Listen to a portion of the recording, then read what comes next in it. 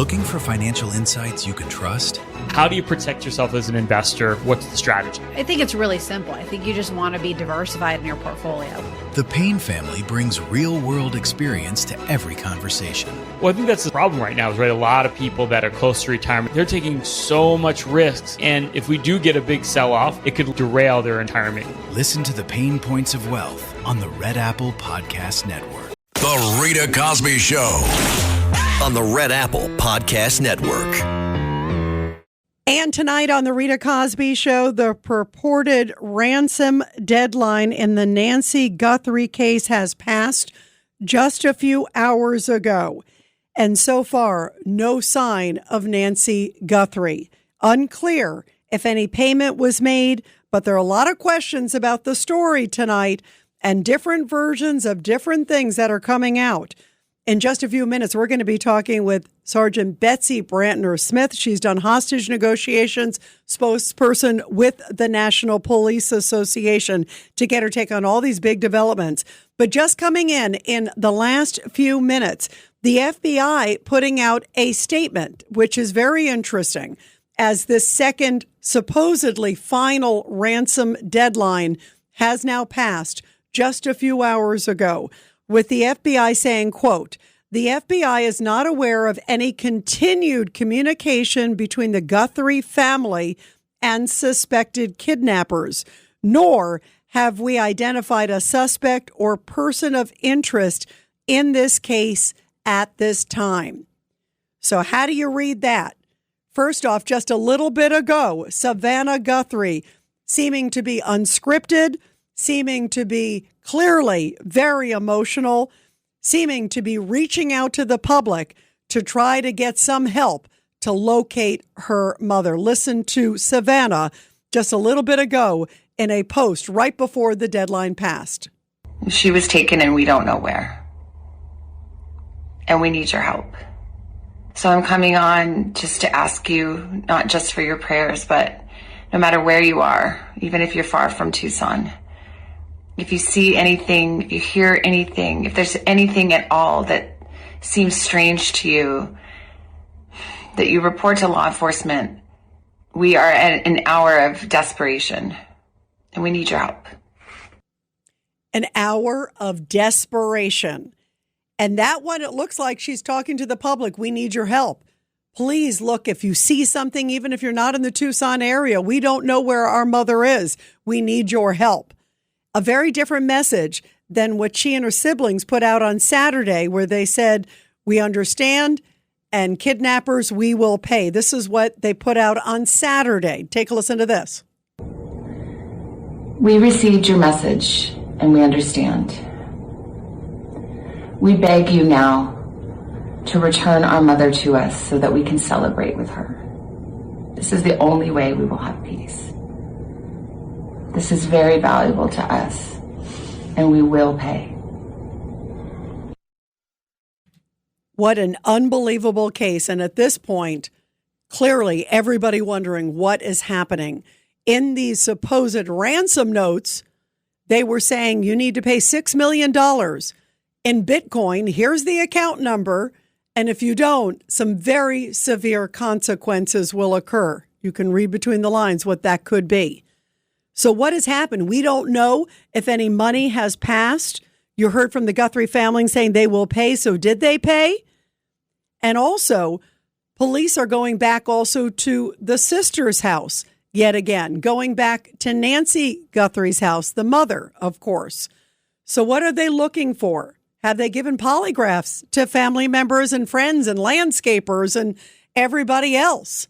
There are so many questions tonight. Well, joining us now to talk about all of this is the great spokesperson with the National Police Association. She's a retired Chicago area police officer, and also she was a hostage negotiator who received training from the FBI. So joining us again is Sergeant Betsy Brantner Smith. Betsy, it's so great to have you. Just your take on all of these new developments just in the last few hours in this case. Well, Rita, starting with that video, Samantha seemed just exasperated, frustrated, and very emotional. And I thought it was very telling that she did that on her own Instagram without her siblings.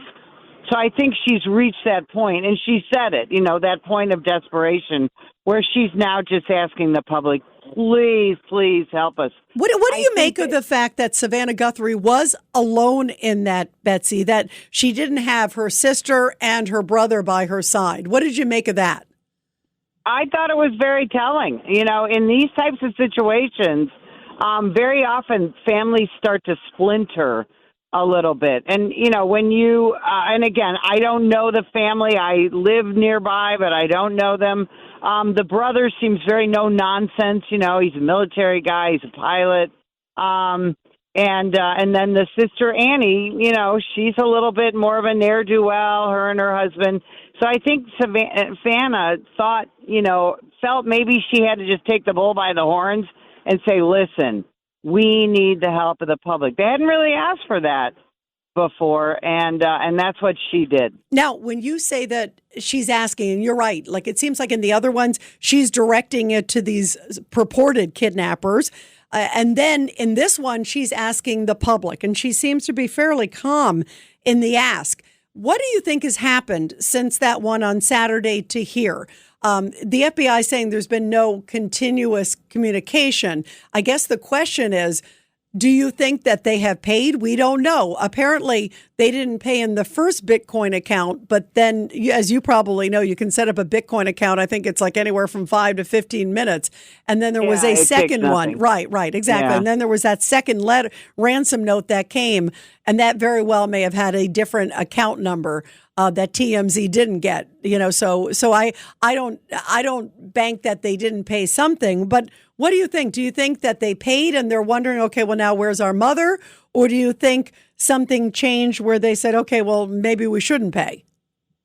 I'm guessing that something changed and they're finding out that perhaps this second ransom demand was also a hoax, like the first one was, and that is being worked on a different level. Because she did just seem so exasperated. I think she was ready to pay. They were ready to pay. Yes. Sure, we'll give you $6 million. Give us our mom.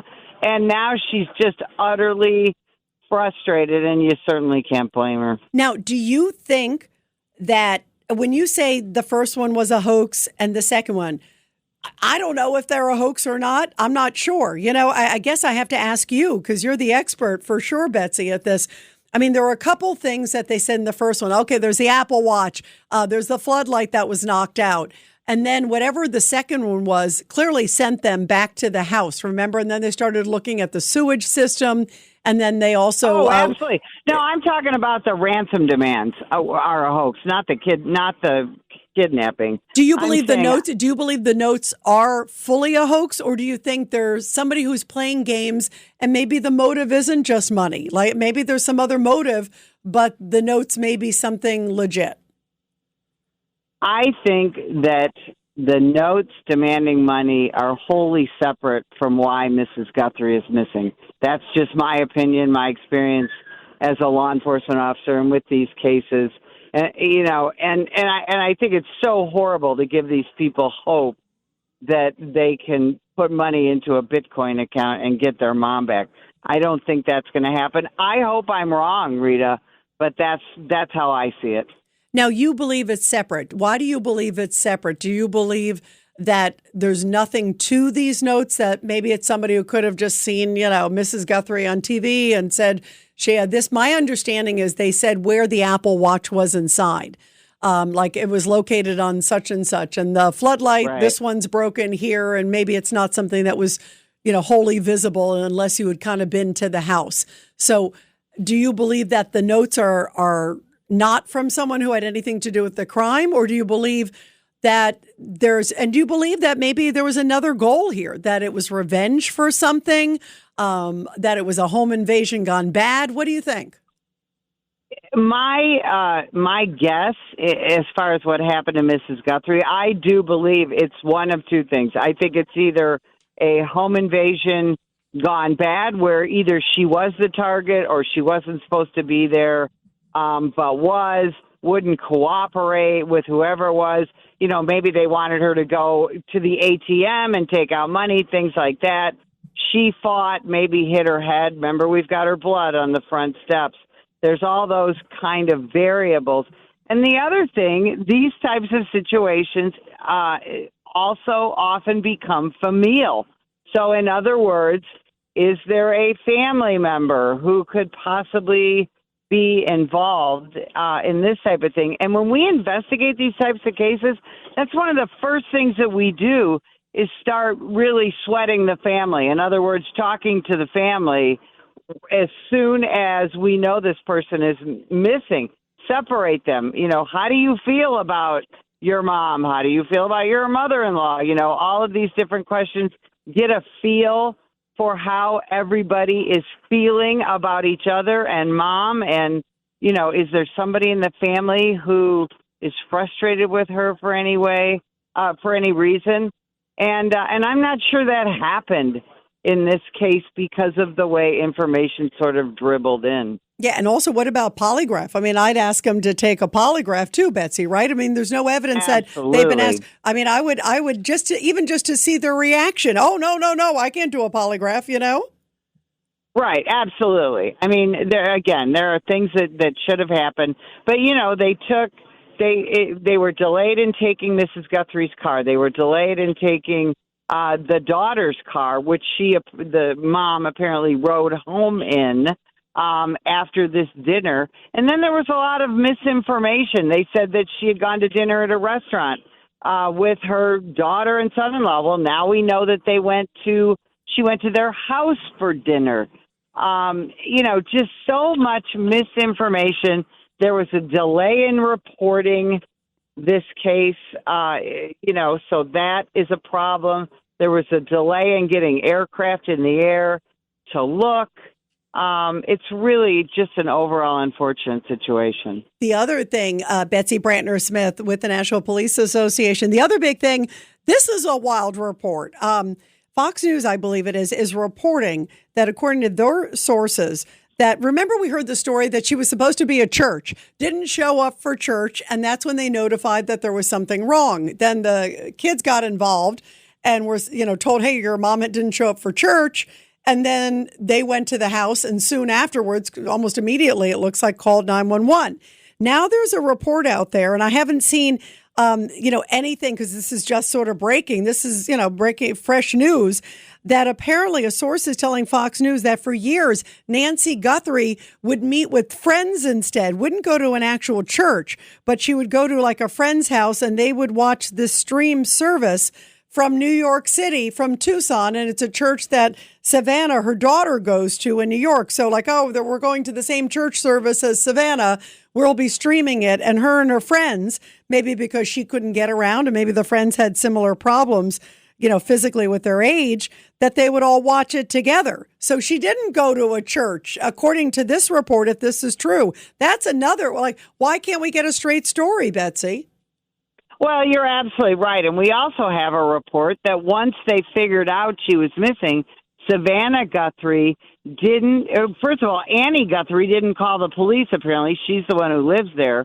But Savannah Guthrie called our Arizona Senator, Mark Kelly, who then notified both the sheriff and the police chief, which I'm sure Senator Kelly didn't know if she lived in the county jurisdiction or the city.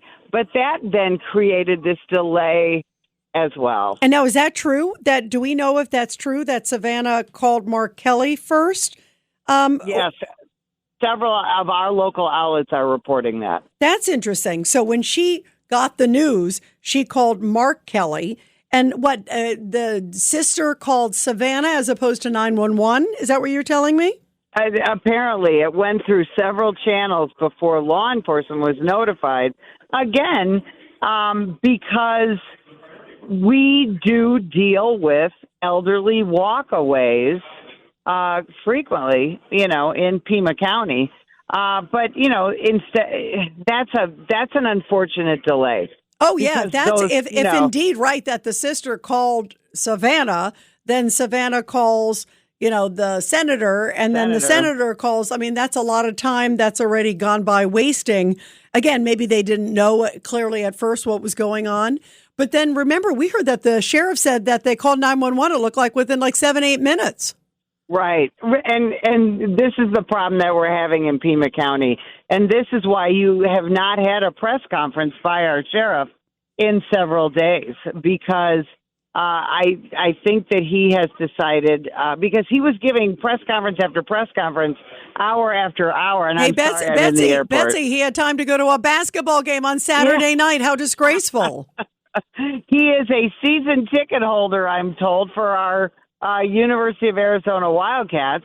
That's stunning. Betsy, that is stunning to me. It is stunning. That in the height of probably the biggest investigation of his life, the entire country is watching this case, and he should be doing nothing but investigating and getting a few hours sleep, and the rest of the time leaving no stone unturned. And instead, he's like at the basketball court.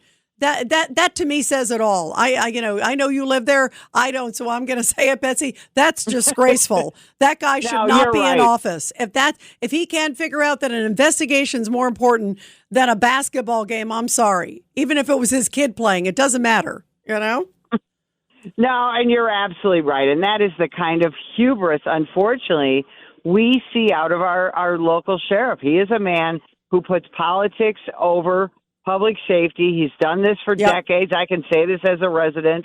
And while his men and women are out working their rear ends off, he's going to basketball games and he's playing politics. And I think that now the FBI has told him, Sheriff, stand down. Yeah, stand down.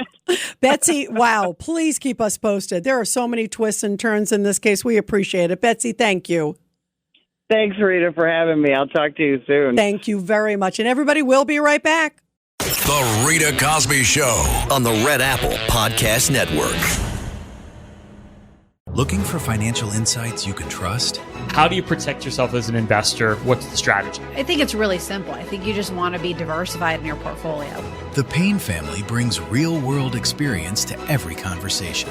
Well, I think that's the problem right now is, a lot of people that are close to retirement, they're taking so much risks. And if we do get a big sell-off, it could derail their retirement. Listen to the Pain Points of Wealth on the Red Apple Podcast Network. USAA knows dynamic duos can save the day, like superheroes and sidekicks or auto and home insurance. With USAA, you can bundle your auto and home and save up to 10%. Tap the banner to learn more and get a quote at USAA.com/bundle. Restrictions apply.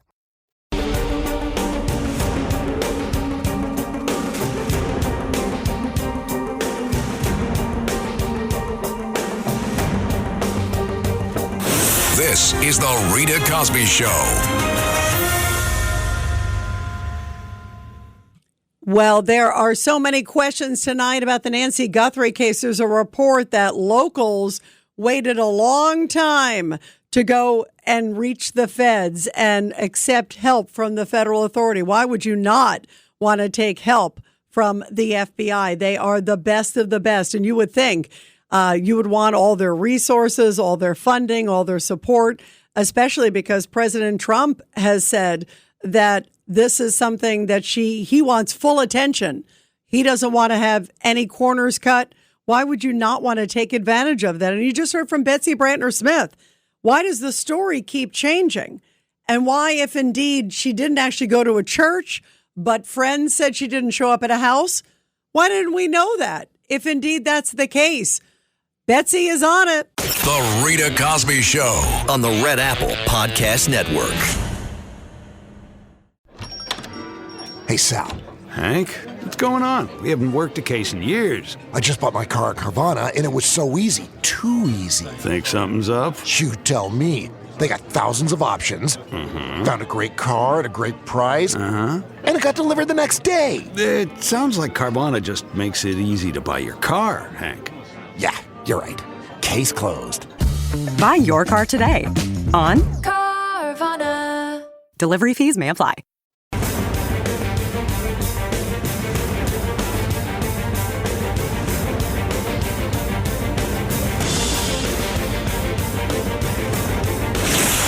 Rita Cosby is on.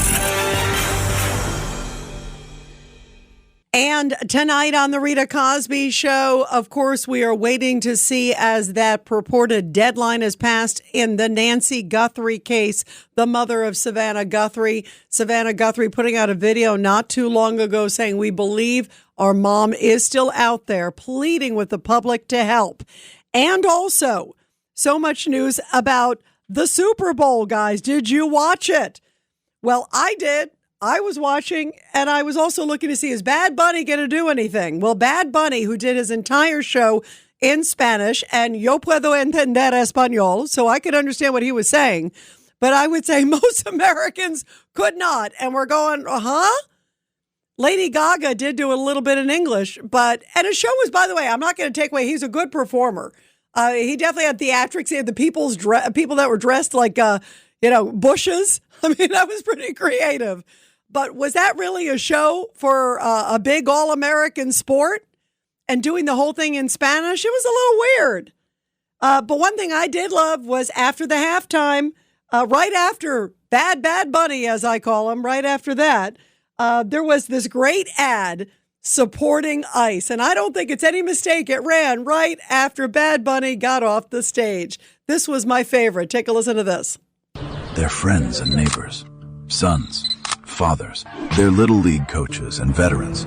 They're people who love this country. These are Immigration and Customs Enforcement officers. They are removing violent criminals from our streets and neighborhoods. It's dangerous and difficult work. But ICE has one mission, to make America a safer place to live, and that's what they're doing. This is law enforcement. This is ICE. I thought that was great. And the Turning Point USA halftime alternative got about 6 million just on YouTube. There were on other platforms. They said on these other platforms, it went up to like 22 million plus. So a lot of people were looking for other alternatives. Although I also heard the halftime for Bad Bunny got the biggest amount ever in history for halftime. So there was a lot of interest all the way around. But was there something awkward about the whole thing in Spanish? Did it feel sort of so disconnected? And did it feel also it was sort of an in-your-face, marching with all the different flags all over the place? And I was waiting to see the Stars and Stripes. I don't even know if I saw the Stars and Stripes in that halftime performance. If I do, I can't remember it. I saw it elsewhere, which was beautiful. I loved, by the way, at one point where they were showing the troops over in the Middle East that were saluting during the national anthem. That was great. That was great. We need more of that. But listen to this. This is California Congressman, Democrat Ro Khanna. He goes to the Super Bowl, and listen to why he said he actually went. This is incredible. I'm Congressman Ro Khanna. I'm going to be outside Levi Stadium all afternoon with my team to make sure there is no incident with ICE during the Super Bowl. So he's going to make sure there was no ICE incident during the Super Bowl. You've got to be kidding me. How ridiculous and how crazy is that? What was your reaction, first of all, to the Super Bowl, guys? What did you think? And also tonight, of course, the other big story, as the deadline has passed, where do you think the case goes from here with Nancy Guthrie, Savannah Guthrie, putting out a plea, asking for the public, if you've seen anything, please report it. Please help us find our mother. 1-800-848-9222. 1-800-848-9222. Let's go to Liz in Florida on line 5. Go ahead, Liz. Your thoughts. What do you think? Hi, Rita. Listen, I'm not a detective. However, if I were, I would. However, what? You stayed in a Holiday Inn last night? No. I love that commercial, by the way. That was one of the best ones. They didn't do it last night, but I love that one. No, I was, if you mean on the show? Yeah. Have you ever seen? They used to do the commercials that would say, I'm not a doctor, but I did stay in a Holiday Inn Express last night. Oh, okay. I did. Like it was one of those things. But anyway, go ahead. I'm just having fun with you. Go ahead, Liz. I would go straight to the source. That would be Nancy's good friends, her church friends, her mahjong friends, her bingo friends, the ones she speaks to every day, spilling like all family secrets to get all this information. And like seniors love to talk because they may be a family member she was unhappy with, or that they wanted money from her, or maybe one of the workers that worked in her, a landscaper needed to borrow money. Maybe she was recently scammed. There's a lot you can learn from speaking to any of her cronies. And I agree. That's actually a very good point because she clearly probably felt good with them. Maybe she would reveal to them she was disappointed with somebody else in the family. I'm really having a hard time with blank, or I told so-and-so to get rid of so-and-so. You just don't know what sort of personal relationships.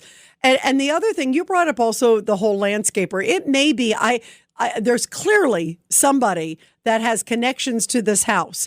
And it could be someone directly, or it could be like a layer away. It could be a landscaper had somebody else show up, or maybe she complained about business and they were like, oh, get back to her.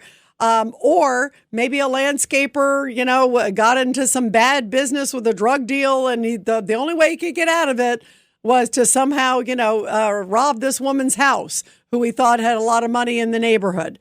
I mean, there's a lot of scenarios, but there's a lot more to the story than meets the eye. And these ransom notes, the fact that they're not communicating, Liz, and even the FBI says tonight that there hasn't been ongoing. So if you believe that that is the case, what kind of a hostage taker sends a note, then sends that second note to that second station, clearly enjoying it because he's watching, or she, I think it's a he or multiple, watching it on TV, watching it sort of unfold, liking the attention, and doesn't say, okay, here's where you have to put the money. Here's to drop it off. I need it by X. I need this. The deadline passed. They didn't do anything. Usually they're pushing. I mean, you see it in the movies all the time. They're calling up. They're calling on a burner phone. They're calling on a here. We're not hearing any of that. That's what this is not a traditional one in any sense of the word. Right, Liz? I agree. I don't think it's about the money because, like you said, they would at least show signs of life. And they said she'd be returned, but they didn't say alive or dead. So that's something I was upset about. But who knows? I mean, there's so many scenarios. And it's so upsetting. It is really upsetting. And my heart absolutely breaks for the Guthrie family. I can't imagine what that is like to sit there and be pleading for your mother's return, the whole world watching this moment. And obviously, I'm sure getting so many different opinions from law enforcement and not really knowing what to do, because I don't think law enforcement at this point, I do believe they probably don't have a suspect. Maybe they have an intuition of it could be this kind of a person or this one, but they couldn't prove it. I hope that that's the case. I hope they're not completely in the dark, but it may be what it seems. And if that's the case, this is really puzzling. I mean, this is just an unbelievable one. And this person can't be that stupid. And I say this because they got away with, so far, it's been 9 days, and we haven't even seen any video or surveillance footage or look out for this vehicle, look out for anything. So there are a lot of twists. Yeah, what do you think, Liz? Well, I think that, unfortunately, I don't think they can give any type of, I don't think she's around, because then they'd be able to say, here's a, proof of life. Or maybe I'm thinking maybe it's about life insurance or a will also. Could be something like that. Yeah, it could be. Member. It could be. You don't know. It could be a family or somebody close to a family member. I say it could even be somebody unbeknownst to them that maybe a family member said something. Who knows? It could be somebody owed money for drugs or got involved with the wrong person, and they don't realize. I mean, sometimes these things happen where it's not even it's a second tier person, and maybe the first person said something but didn't realize that would trigger somebody else to do something. Who knows? Clearly, I believe that law enforcement at this moment is at a loss. It doesn't mean that something couldn't break in the next few hours or next day or two, and I pray it does.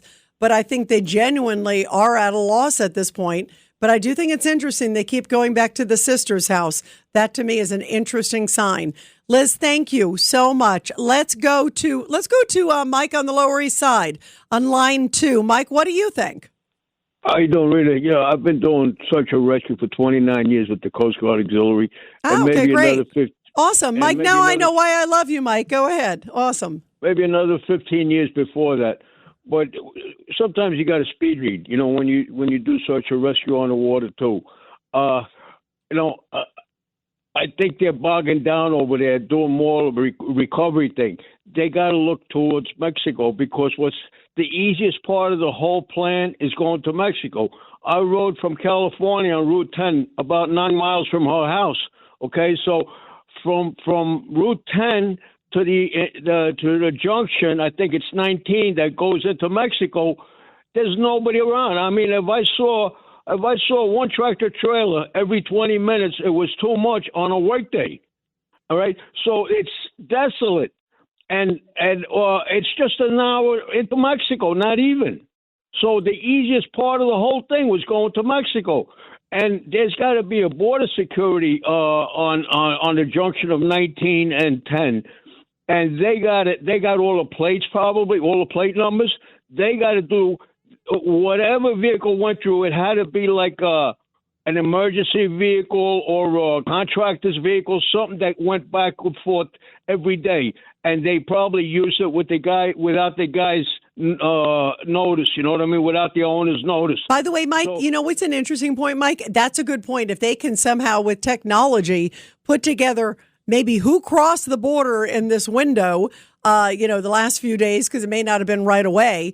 Versus who was in the area. The problem is they don't seem to have anything of who was in the area, which is why it makes you really wonder. Because wouldn't you think at this point they would put out there, okay, here it is. Does anybody recognize this blue vehicle? Does anybody recognize this green car? Whatever it is. And we haven't seen that. And it's to the point where Savannah is now pleading for the public to help. There's one more thing. Rita. Yeah, go ahead. There's one more thing. Like the security camera, who was paying for those bills is one thing. Another thing, didn't the security company notify Nancy that her bill wasn't paid or whatever? Right. Get cut down. Right. And then on top of it, they should have never cut it off. All right. So, or maybe she did pay it and they cut her off on top of it for this scenario to work out. So we got to find out through her bank if the money went through to pay the bill, and when did they cut it off? I mean, they wouldn't have cut it off the day before. Who knows? Maybe they cut it off by the way, day. maybe it's been like that the whole time. That's the other thing. We don't know. Like maybe she got the camera, but they just didn't, fully set it up and pay the account. A lot of people sometimes let things lapse. And also, if you're in a rural area like that, a lot of times people get a false sense of security. So that's another thing, too. But it's worth looking into. Like you said, was that a new thing or has it been like that the whole time? Those are actually very good questions, Mike. Let's go to Joaquin in Pennsylvania. Joaquin, your questions. We just heard some good ones from Mike there. Yes, really. If that was Mike from last week, his thing about searching property with German Shepherds, that made a lot of sense to me. But I agree wholeheartedly with you when it comes down to the sheriff. This guy just reeks of incompetence. Yeah, he's completely incompetent. And now we're hearing that there was some staffing issue why they didn't put like eyes in the sky drones up there right away because there was some staffing problem. So that like maybe he had let go of somebody, just not anticipating there'd be a problem. Well, you can't, law enforcement, you got to be prepared for anything at any time. And I'll tell you, Joaquin, I brought this up with Betsy Brantner Smith. The fact that guy was at University of Arizona basketball game, and I don't know if his son plays for it or if his neighbor or his friend. I don't care. I'm sorry. I'd go crazy if it was my mother and the head sheriff, the head of the whole investigation. He's supposed to be sort of the head person. Obviously, FBI is doing a lot of the legwork, thank God. But this guy feels like the Keystone Cops. And if his story is not consistent, why did we hear if originally the son-in-law dropped off and then now he says, only family? And now we're hearing the story that maybe she was never supposed to be at church, but she was supposed to be at a friend's place watching a live stream church service. We'll see if that's correct. If that's correct, that's a whole other thing that he wasn't accurate about. So what else is he not telling us, or does he just not know? Just simply for the fact, when I heard that he opened up that crime scene, he changed the status of it. Right, that's another thing, too. You're right. You're right. You have to be kidding me. And I would, if it was me, I really, if there was, they talk about the blood splatters in the front. I don't know if they ran DNA on those, to see who they belong to. They did, and they said it was Nancy Guthrie's blood. Okay. Because if it goes into the driveway like they're saying, it would be interesting, to be able to follow that blood. Because if it went into the driveway, then she was alive when she got into whatever vehicle it was. So where did the car go, Joaquin? That's the other question tonight. Right. Where did the car go? We haven't heard. You don't. I would venture to say there's probably not a lot of traffic in that area by those traffic lights at 1:32 in the morning. Right. I mean, in the whole TV shows, I don't know what kind of driveway it is, but they always showed, tire, matching tires. Yeah, tire marks, exactly. There's got to be something, right. If you could match them to tire tracks that have been there previously, who knows? I mean, that's just, I hate even, speculating on things like this when it comes to something like this, but I also, unfortunately, I would have never paid that ransom because to me, it just seems like that whoever's asking for this ransom just latched onto this and seen it as an opportunity to make money out of it. Because if they can send ransom notes, why can't they send a video showing her being alive? Well, that's why, by the way, Joaquin, we don't know if indeed they paid any ransom. It sounded like they said they would pay, but then the next thing we know, we heard her asking for the public's help, which could mean she paid or could mean they decided, no, maybe these ransom notes are not correct or real or whatever.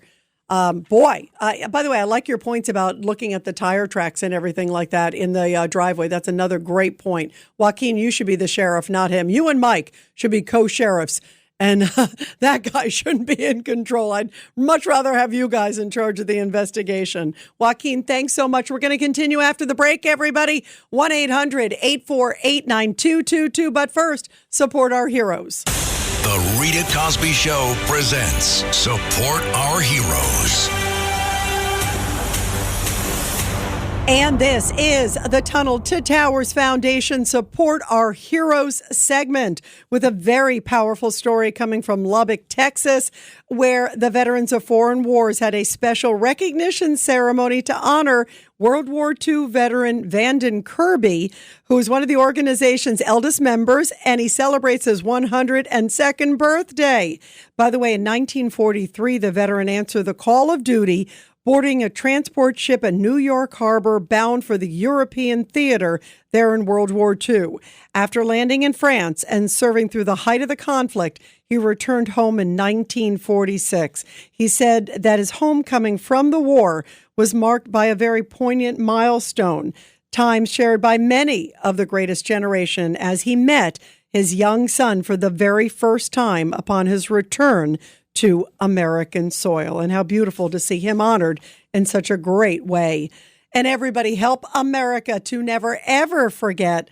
Donate $11 a month to the incredible Tunnel to Towers Foundation. They are the best. Be sure to check them out at T2T.org. That's T, the number 2, T.org. The Rita Cosby Show on the Red Apple Podcast Network.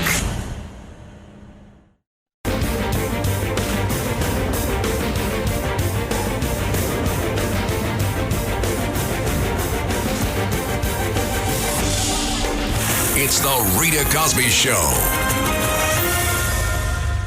And everybody also, all eyes on Iran. Word just coming that Benjamin Netanyahu is going to be meeting with President Trump Wednesday at the White House. So what could be happening potentially soon? 1-800-848-9222. Let's go to all your calls, you guys. We got a lot of them. Let's go to Tony real quick. Line 5. Go ahead, Tony. Rita, your call with Betsy was stunning because I had been looking at how dysfunctional the sheriff was with the family and what he was communicating. And I thought, there's like inbreeding here. There's too much, social. And that's what she was talking about. But when we heard about Senator Mark Kelly, who it's in the papers that he got the call, and then they went out to report it. That explains why the sheriff and was fumbling for all those days and closing up the place, instead of securing it, he just left it, abandoned it, and then the FBI got involved. That was a Senator Warren bumble. Well, and by the way, what are you doing at a basketball game, Sheriff, right? I mean, that's the other thing. That to me is astounding, Tony. Now he's finally supposedly getting his act together, but we're hearing different versions of the story. Tell us everything so the public can help. Thanks for listening to The Rita Cosby Show. You can hear The Rita Cosby Show weeknights at 10 on 77 WABC. If you like the podcast, share it with your friends and listen anytime at WABCRadio.com and download the WABC Radio app. Hit that subscribe button on all major podcast platforms. Plus, follow WABC on social on Instagram, TikTok, Facebook, and X. See you next time for a new episode so you never have to wonder. What the heck is going on here? Looking for financial insights you can trust? How do you protect yourself as an investor? What's the strategy? I think it's really simple. I think you just want to be diversified in your portfolio. The Payne family brings real-world experience to every conversation. Well, I think that's the problem right now is, right, a lot of people that are close to retirement, they're taking so much risks. And if we do get a big sell-off, it could derail their retirement. Listen to The Payne Points of Wealth on the Red Apple Podcast Network. It's tax season, and at LifeLock, we know you're tired of numbers. But here's a big one you need to hear. Billions. That's the amount of money in refunds the IRS has flagged for possible identity fraud. Now here's another big number. 100 million. That's how many data points LifeLock monitors every second. If your identity is stolen, we'll fix it guaranteed. One last big number. Save up to 40% your first year. Visit LifeLock.com/podcast for the threats you can't control. Terms apply.